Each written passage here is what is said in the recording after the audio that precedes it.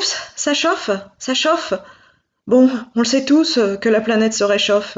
Les activités humaines de ces 50 dernières années, avec en particulier l'utilisation des combustibles fossiles, ont rejeté de grandes quantités de gaz à effet de serre, comme le CO2 par exemple.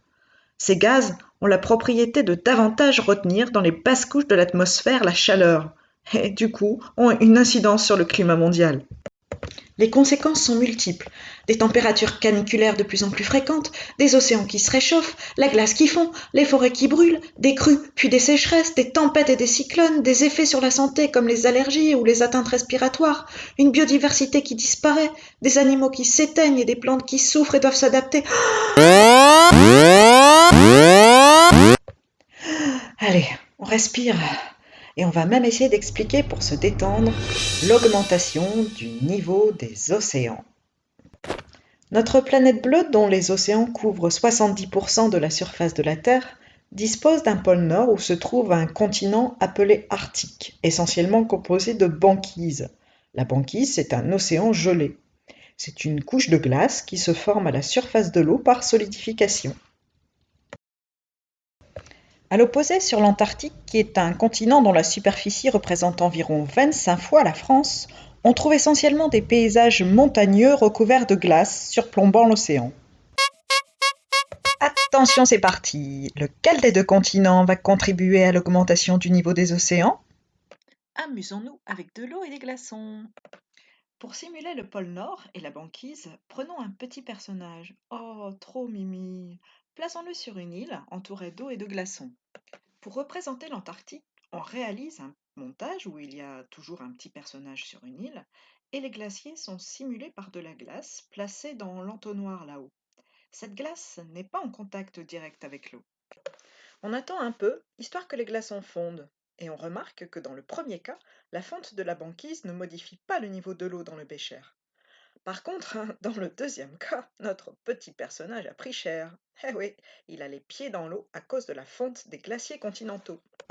Expliquons l'histoire de la fonte de la banquise. Bon, le glaçon flotte à la base car il est moins dense que l'eau. Ça veut dire que pour une même masse, il occupe un volume plus important que l'eau liquide.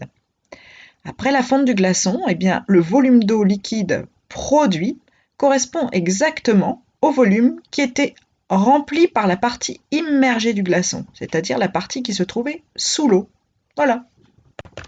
Dans le cas de l'Antarctique, lorsque les glaciers fondent, ils arrivent sous forme liquide dans l'océan.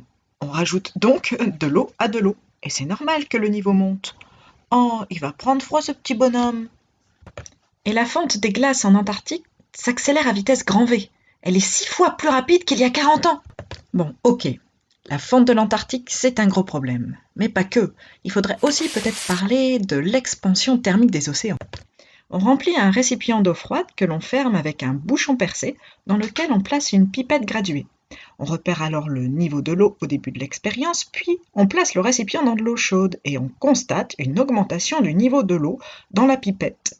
Et ouais, c'est physique. Avec le réchauffement climatique, l'océan se dilate et prend plus de place. Bon, ok, l'Antarctique et la dilatation thermique sont dans le coup. Mais il est pas net le pôle Nord avec son albédo. La banquise très blanche renvoie 80% du rayonnement vers l'espace, et elle a donc un pouvoir refroidissant pour la planète. Son albédo vaut 80%. L'océan a un albédo de 10%, et lui, il favorise l'absorption de chaleur à la surface de la Terre. C'est un cercle vicieux.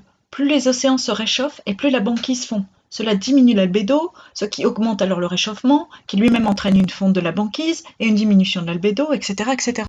Selon les modèles mathématiques, le niveau de l'océan peut augmenter de 60 cm à 2 mètres dans les 80 prochaines années. Et vous voilà calé sur la fonte de la glace, qu'elle soit sous la forme de glacier ou de banquise, sur la dilatation thermique des océans et sur l'albédo. Chapeau!